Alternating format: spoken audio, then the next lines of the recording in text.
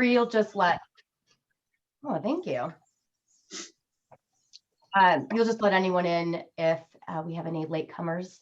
Yes, I absolutely will. But good morning and welcome everyone. Thank you for joining us at this virtual event. I'm Crystal Hartman, Chief Chaos Officer for the Arkansas Center for Data Sciences, more so known as ACDS. ACDS is a nonprofit dedicated to building and retaining top data science and IT talent in the state of Arkansas. And one of our main objectives is to facilitate apprenticeship programs in the state with companies large and small across all industry.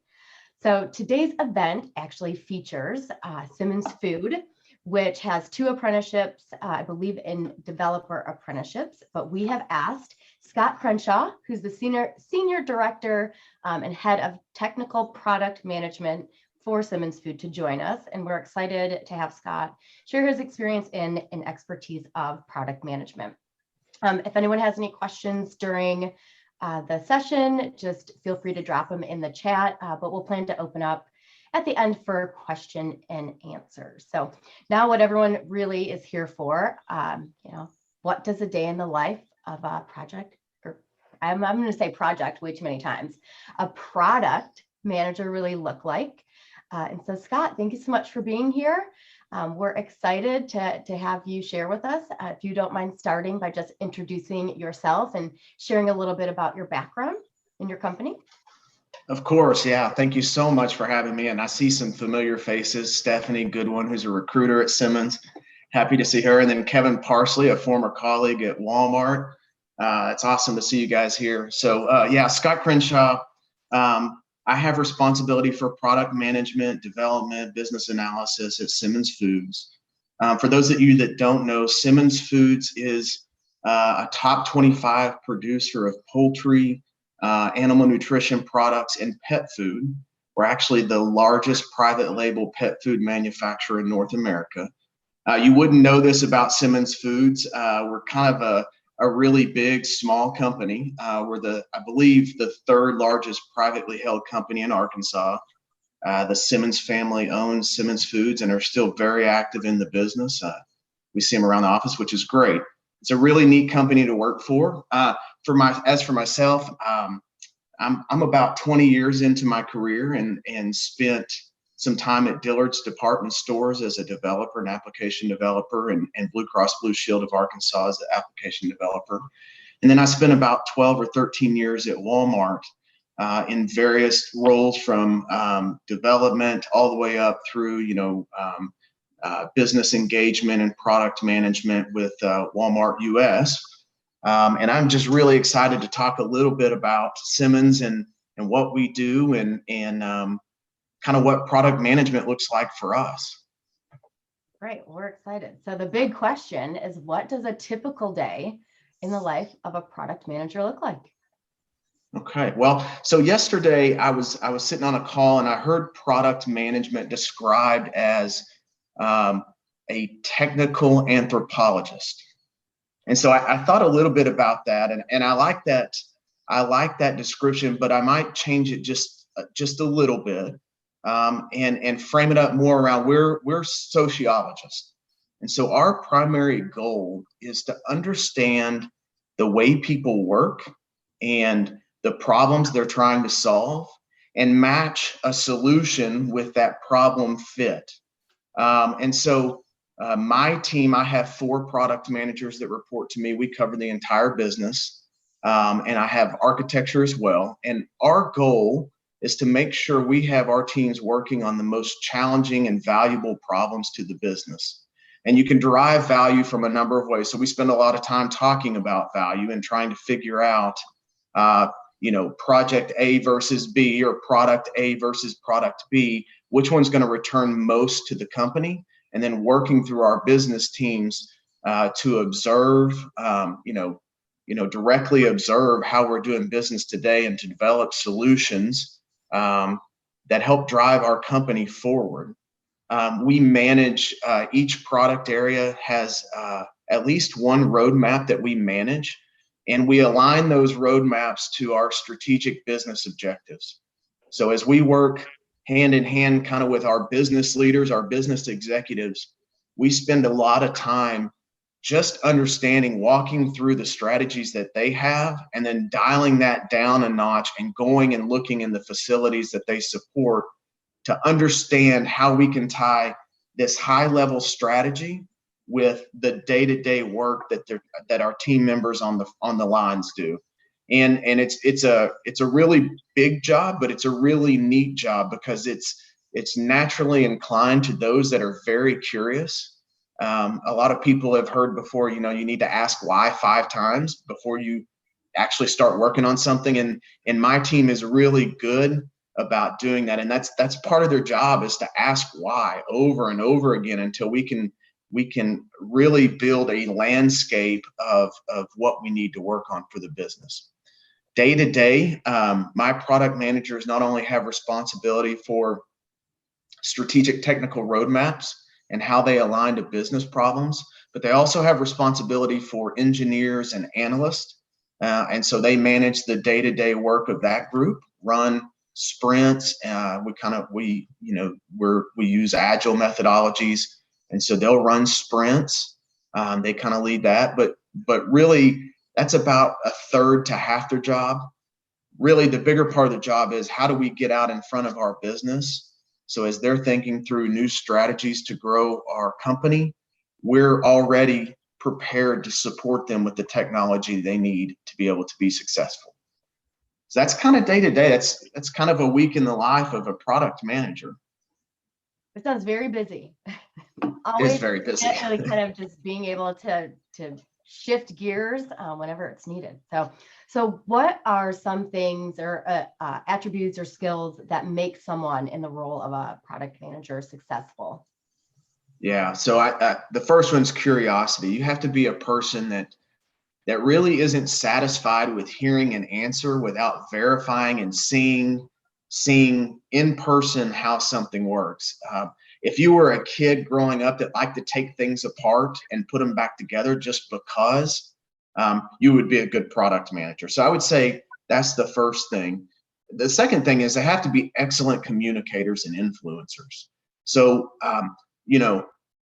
our business unit, our business leaders are separate from the technology leaders, which is where we sit. And so the product manager has to break down this bias between the business and technology and really frame up the problems in terms of how we help our business leaders grow, and not so much what's the cool new tech that we need to implement to show something flashy.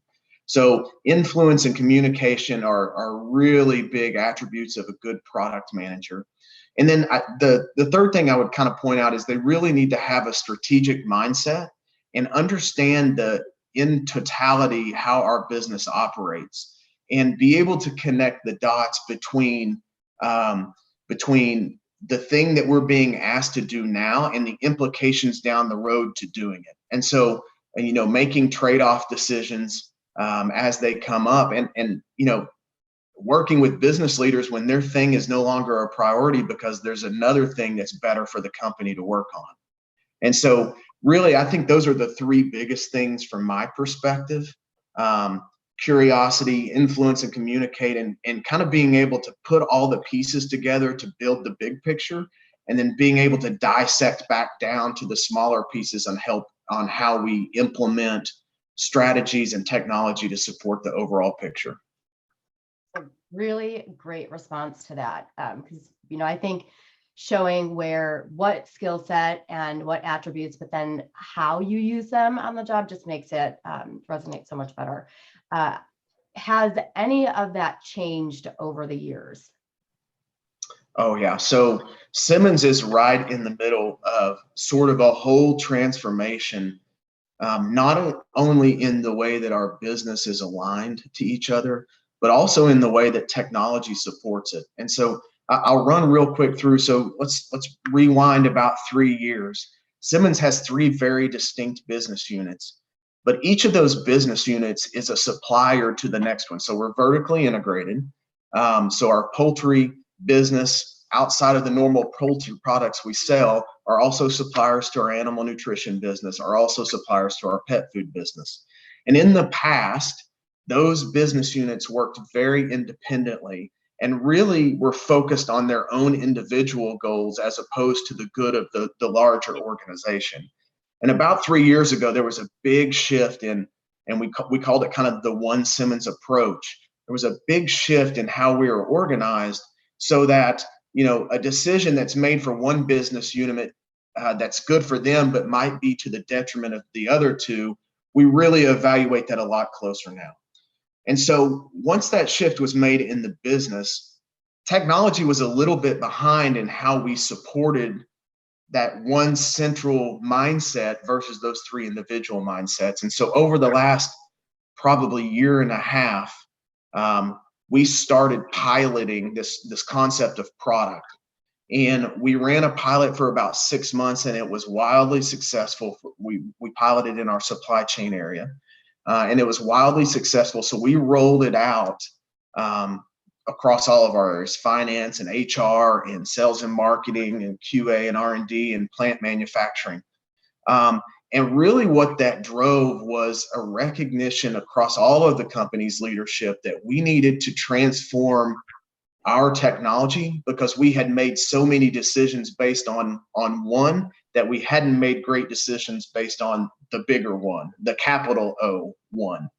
So that's what we're in the middle of. We are essentially transforming every core system that we have right now, all the way from our finance and accounting systems to our HR systems to our manufacturing systems. And it's about a 2 to 3 year journey that we've been, say, about 2 months into. But all of that resulted not only from a business strategy shift, but also from a technical support shift in how we help to enable those business strategies. And so my teams have gone through a tremendous amount of change over the past year and a half, but it's all been good, and it's all giving them much more exposure to business leaders than they've ever had in the past. So it sounds like too that product managers not only are looking at the products that are going to the purchasers or the whoever's buying the product, but then also how to make the processes in the day-to-day internal better. So you're looking at it from both sides and seeing how you can just effectively make everything come together better. So that's a hefty role. So it's a tall order for sure. One of the things that we're really working on for next year is not just being known as the technical arm of Simmons, but also being able to operate kind of just like you said, Crystal, in terms of being process consultants. And so as our teams sit with the business and learn how the business does their work as well as they do, that's our goal. We want to be able to implement strategies to help revise some bad processes that we have in the company. And we want to do it kind of from once removed from the technology group. So we want to be process consultants on top of technology delivery specialists. So the product managers, their role will be very much get in and understand not only how we do what the business does, but what the business is doing and why. A great response. Typically I'm like, well, what would you say the biggest value is to, that impacts the business? I feel like you've covered it, but if there was one specific thing that product managers add value to, what would you say that is? Well, I think traditionally, and I see some other folks that I used to work with, like Elaine, was on my team for a while at Walmart. And, I think traditionally, anyone that's been in technology for any length of time very much lived in the world of, you had a technology team and you had a business team.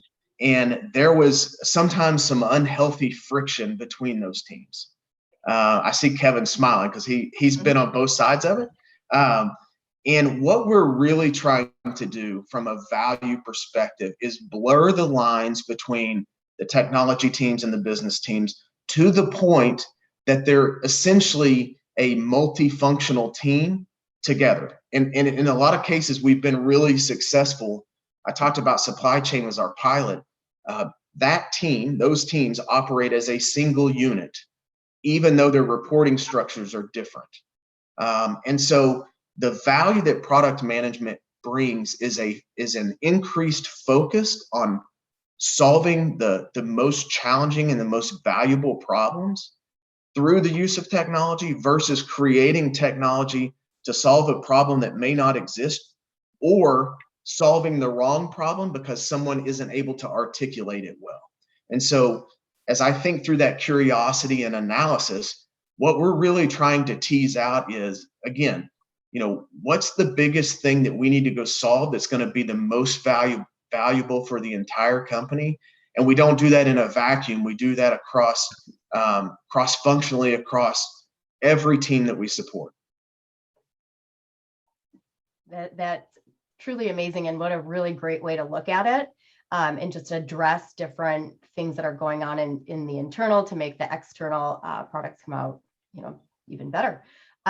So with that said, because it does, it's a tall order, it's big shoes to kind of fill and have that way of thinking. Is it difficult to attract a strong product manager, that talent to a business? And, are there any skill shortages that you see, from folks that you've talked to?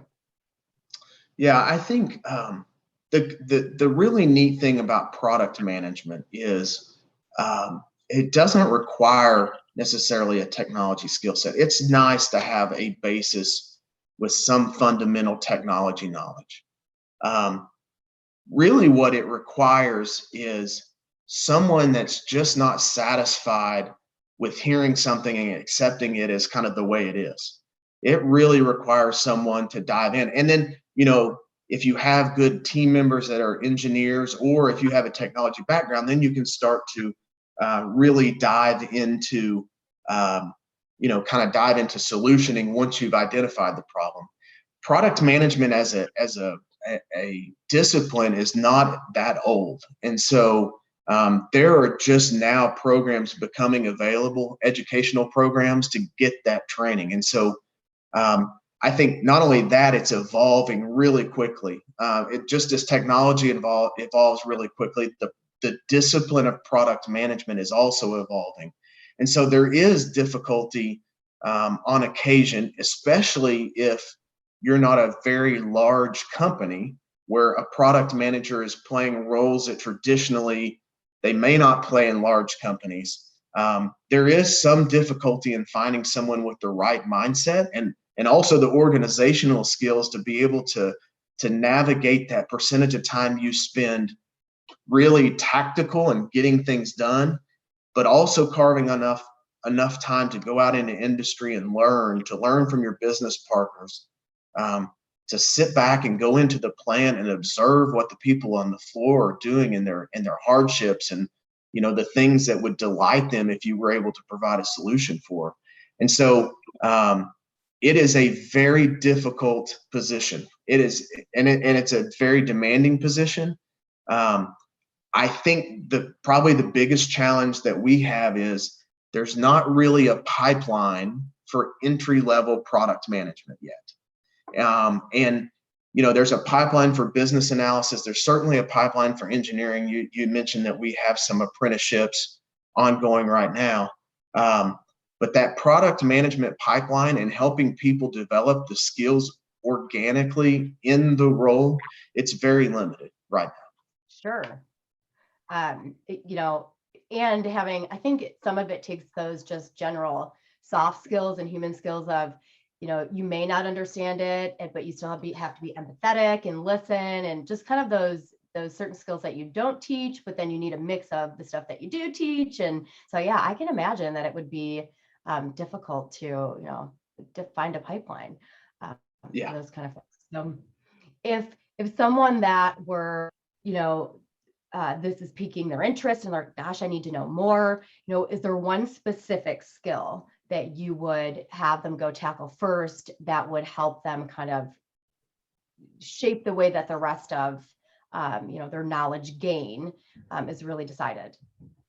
Yeah, there is. And it's a little squishy, so I'll freely admit that right up front. But I think it all comes down to listening, being an active listener. not only in the words that somebody says to you, but in the way that they say it, in their body language. And really, that's the basis of trust. And product management is about building trust and being a bridge between, someone that wants to talk to you about a multidimensional array in a table and someone that wants to talk to you about how they're going to drive margin in their business. And you got to understand on some level both, more on the business side. And so it's difficult to build trust if the person across from you doesn't feel like you're hearing them and they don't feel like you're listening. So I think, any activity that individuals can do around active listening and business analysis and connecting dots is the skill set. It's the prime skill set. I think that's an indicator of success for product management. Now, I told you it was a little squishy, so I apologize for that, but it really is. And I think that the career path that's most in alignment with that is kind of a business analysis career path and a data analysis career path. Product managers are data analysts in a lot of ways, right? Product adoption. We do analytics on product adoption. We do analytics on usage. We, in particular, feature usage, right? And so we do surveys, business surveys. And so they kind of have to play that business analyst, data analyst role, but do it in a way that that is a bridge builder. Okay. I'm going to shift for 1 second just to some of the questions because there are great questions in the chat. And so Kevin had asked, can you elaborate on the benefit of having product and architecture reporting up to the same leader and the change you have seen with them working together? Absolutely. Yeah, that is a great question. And that's a relatively new construct for us. Traditionally, those would be very kind of separate organizations. My experience with architecture has been in the past that it was a bit too far removed from what was going on day to day. And I think the benefit of having them reporting to me and the product managers reporting up through the same organization is that not only do they just hear what's going on, but they help us do some of the analysis. I'll give you an example. Some of this transformation we're doing includes potentially large-scale replacements of dated systems that we have that integrate into our core systems. And so our architects hear that and they start heat mapping those that we need to pay attention to first. And so they're already contributing to the potential product strategy and the roadmap just by the nature of being a part of the team and understanding the transformation we're going on. And so I think that's the biggest thing is you take architecture out of a theoretical role and you put it in a very practical, engaged and engaged in, directly interacting with the team and being a part of driving roadmap discussions. Kevin, I think that's the biggest benefit we've seen is that they're not an outside organization giving guidance. Like, here's our theoretical architecture constructs. These you shall not do anything other than this. They are in the weeds, not only helping the teams develop structure around how we do what we do, but also helping the product managers develop structure on how we need to tackle some technology problems we're going to have to solve as a part of our transformation. It's a great question and a great answer. I have another really good question as well. So what is your advice, and this is from Stephanie, what is your advice for leaders to help alleviate burnout among product managers and to create an environment where they still have time for creativity, professional growth in their roles? Yeah, that's a great question. I feel like Stephanie may be setting me up here, so I have to talk to her after this. So one of the things that we've been very deliberate about lately is organizationally within my group forcing time for strategy. And so one of the ways that we do that is each quarter we take a whole day as a leadership group and we go identify the biggest problems that we have, not just technology or business problems, but as an organization, what are the things that we're seeing in our org that are going to hinder our ability to be successful? And then we build plans and goals around how we tackle those. And so I think the way that you continue to develop is you make it very deliberate for yourself. And one of the ways that we're doing that is these quarterly offsites where we go identify. One of the things that we talked about in our last quarterly offsite or actually a couple ago, is how do we leverage the power of observation in a COVID environment, right? How do you get out to facilities, or how do you observe how someone's doing work when most of our facilities are closed to anyone that's not working in there?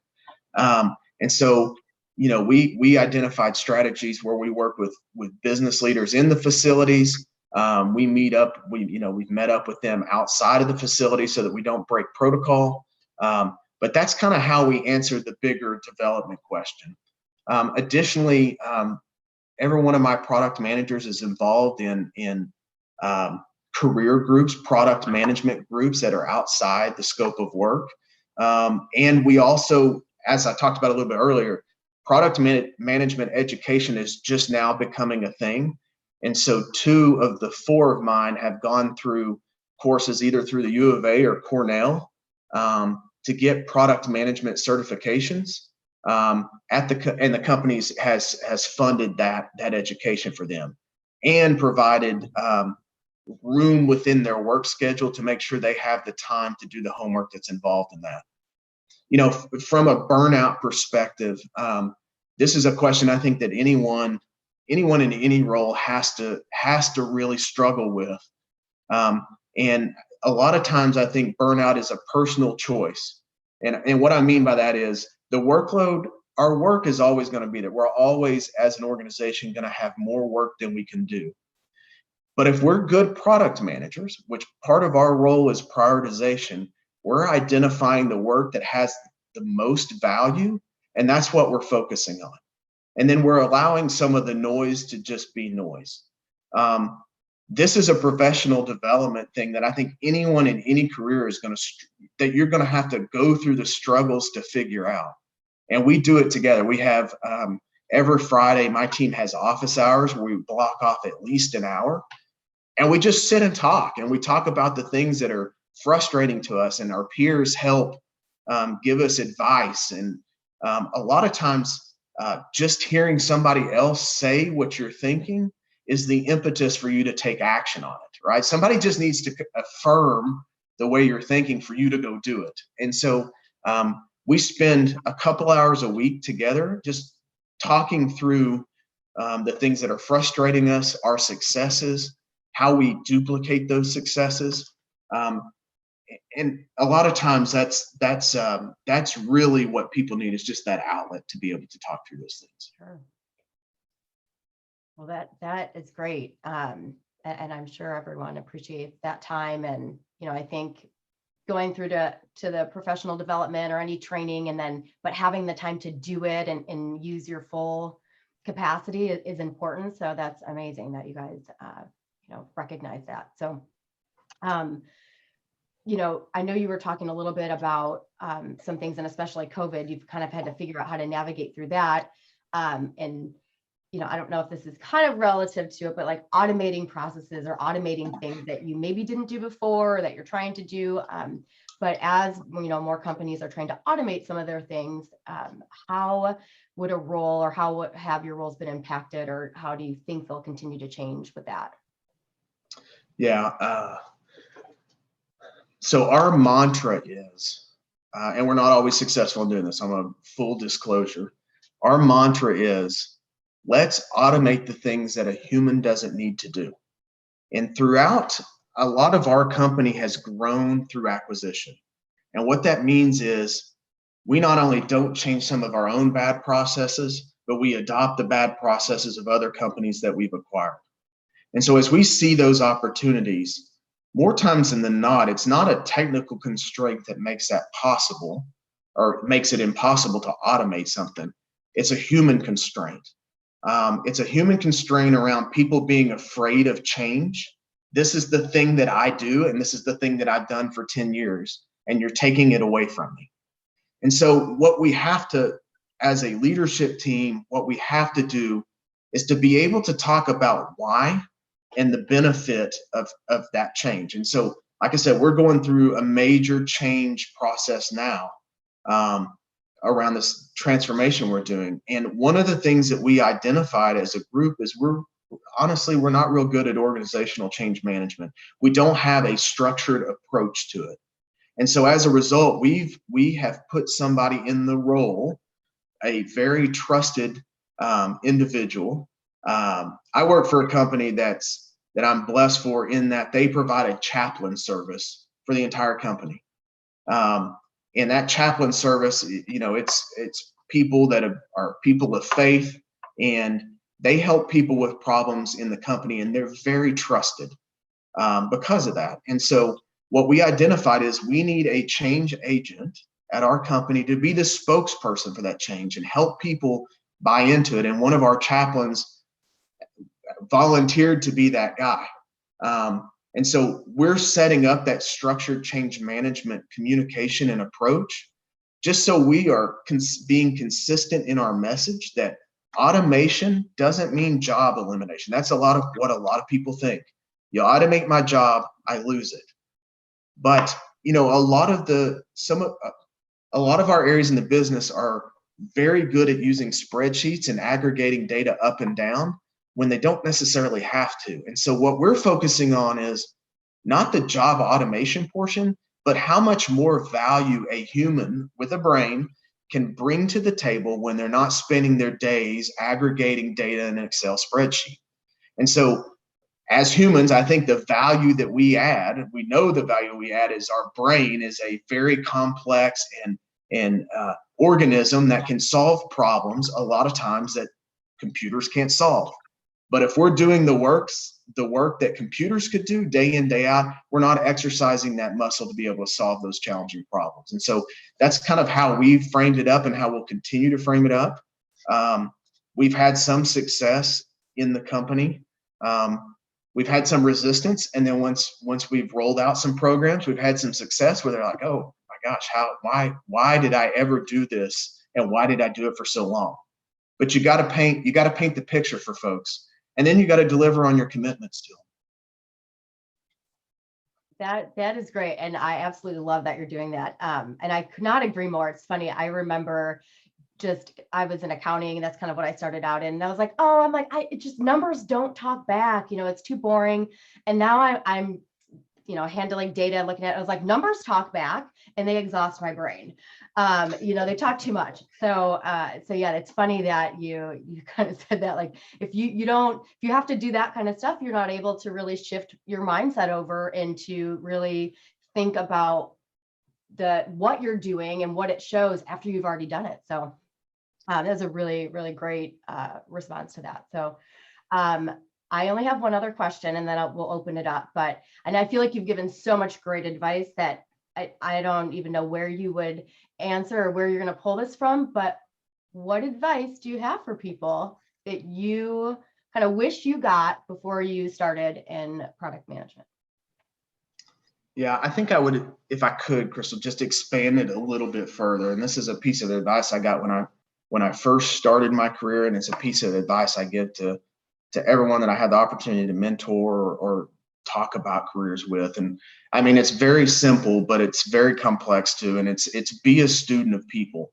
And so my first boss told me very specifically, be a student of people, because they'll show you exactly the type of person in the workplace that you want to be, or the exact type of person in the workplace that you don't want to be.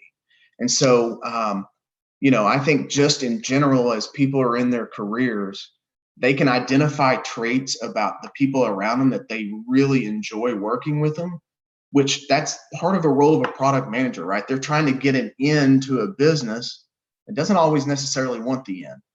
And so identify those traits that make people want to work with you, and identify those traits that make people not want to work with you, and change them, right? And mask them and work on yourself. And I think, one of the things in my career that I've learned is when I started, I wasn't a very good self-manager. Like I I did not control my emotions very well. And it's a constant thing I work on is, when I hear something I don't like, when I hear that you communicated a strategy out to 8,000 people and you didn't even check if we could technically do what you said, I really have to work on my response. And to me, it's product management, development, whatever role, salesperson, whatever role you're in. To me, that's the number one thing for me is study the people that I'm around, especially the ones that do things really, really well, and then still shamelessly. There's no patent or copyright on behaviors that are great behaviors, and so you should use every one of them you can. Really, really great advice. I feel like this has been such a wealth of knowledge that I'm like, I can't wait for the recording so I can watch it over again and hear the things that I heard, but then, missed. So everything that you said is just such a great way to look at it in a different way. And I think taking in everything into consideration between training and knowledge and education and people skills and always learning is just a really great way to kind of look at this. So I will give up the floor and see if anyone has any questions so that they may ask Scott, that maybe wasn't answered. So I think, Marie, can everyone unmute themselves? Yes, everybody should be good to go now. You can feel free to drop them in the chat. You can unmute yourself, whatever you're feeling for the day. Scott, this Bill, just briefly, could you give us an example without sharing Simmons' secret sauce where there was a problem with one of the products and your team came in, and I assume the metric at the end is either more profit or more sales, right?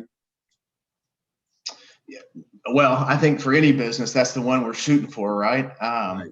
I'll give you an example, and it actually didn't result in more profit or sales. But it was a very good example of a gap that we had. We have a set of contract farmers that grow poultry for us.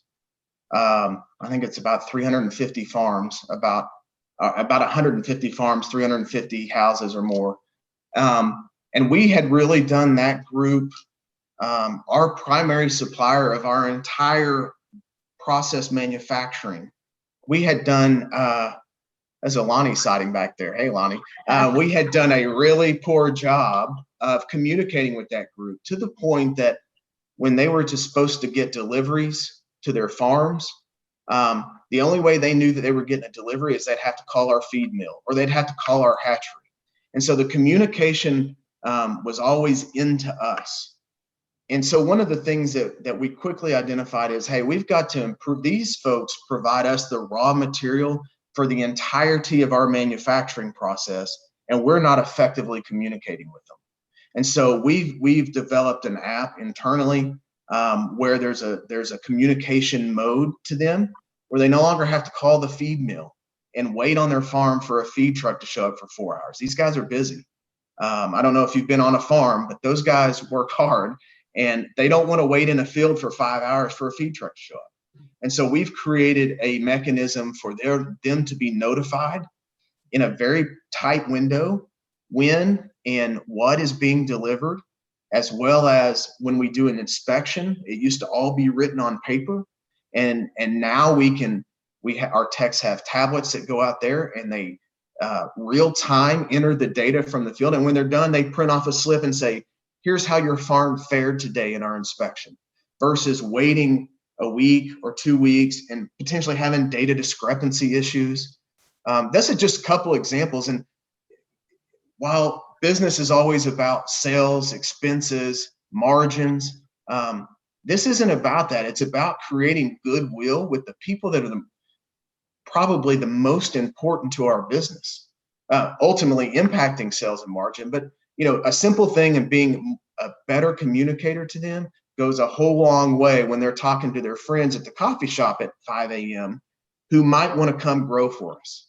So that's just one example, Bill, of something that we've done recently to really make our communication better to our growers. Good example. Thank you. Communications is always a value, right? Absolutely. I don't know about anybody else, but I'm like, leaving this today and I'm like, gosh, I need to just like sharpen up over the weekend on just like active listening and good ways to communicate. So thank you, Scott, for sharing all this. I just think that it's truly just brought to light so many ways that we should just navigate through our day. And I think it shines through you. So then it's just everything else kind of happens naturally after that. It's like a domino effect, a smile goes a long way. Glad we can kind of see that a little bit more now. And so yeah, it's been great to have you talk about it.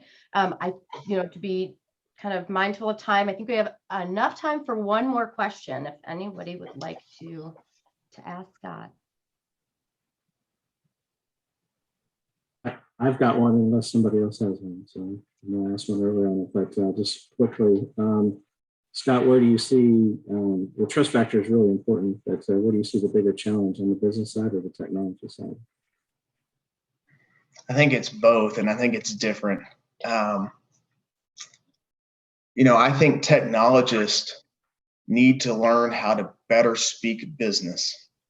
The example I gave a while ago, talking about multi-dimensional arrays, that doesn't resonate with someone that runs live operations for poultry, right? What they want to know is the outcome. And so as technologists, we have to be laser beam focused on the outcome that we can drive for them, the what we're going to do, and internalize to the technology teams the how we're going to do it. I think that's the first thing. I think technologists have gotten a bad name or have created a bad name for ourselves sometimes in being an office of no, where when the business asks us for some crazy idea, our instant response is we can't do that. And I think one of the world shifts that technology recently has done and needs to continue to do is to start with, we can't do that, but we can do this, or let's sit down and talk about what's possible and quit putting artificial constraints based on the thing that we know right now. So I think from a technology perspective, that's where we really got to grow. I think from a business perspective, I'll kind of divert here a little bit, but the advent of smartphones has created an artificial expectation of enterprise technology that doesn't exist, but that does exist on consumer technology, right? I can get on and see all of my financial information and it's easy to navigate. So I think our business leaders and in Simmons, I'm really proud that the majority of them are doing this. They're becoming more acclimated to technology by itself. And I think it's partly human nature because of the way the world's going. It's a lot of ways the way you have to communicate and work. But I think our business folks also have to be more open to inviting technology to the table. And I think that I talk about product management being the bridge between your technologist and your business. I think that's the conduit to do it. And so what I've seen for the most part is as we establish ourselves in business meetings as someone who's going to go out to the plant and observe and is going to go out in the day-to-day work and learn and be knowledgeable enough to add value at the business table, the business leaders are inviting us into that. And so it's kind of a evolution of, opening up the door to letting other folks that wouldn't traditionally be coming in and talking about sales and margin sit at the table with you and hear and understand and add input to the programs you're trying to drive. So I think it's really twofold, Kevin. Thank you. If anyone has any questions that didn't get answered or you think about it after the fact, you can always email us at admin@acds.co. And we're more than happy to, kind of ask Scott, and we'll probably be like, oh, we forgot that too. We should have asked it. So yes, feel free to do that. And we have some other great events coming up. You can always check our webpage. It's acds.co/calendar for events like this and any other upcoming events. And as always, Marie will get the video recording emailed out for anyone like myself who would like to rewatch this and just absorb it again and just, I mean, Scott, you gave such amazing advice, and just how you do things and just different mindset and skill set. And so I think if everyone, and you can now, unmute, give Scott a round of applause, because I think this is just amazing. Nice Thank you job, very Scott. much. Thank you. Thank you very much. If you guys have questions, you can reach out to ACDS, or you're welcome to connect with me on LinkedIn. I love talking, so it's not a problem at all. Well, you have really good things to talk about. So just be prepared for like 30 requests on LinkedIn if we're not connected to you. So, myself That's probably. perfect. In fact, Scott, I'm late to the party here. I'm sorry I didn't get this in from the very beginning, but do you have 5 minutes after we're done to talk? Yes, sir. Okay. I do. All right. Well, thank you everyone for joining. Scott, I cannot thank you enough again. This has been such a great day in the life session. And so look forward to seeing you again, and take care. Thank you very much. Bye, Nice everyone. job, Crystal. Nice job.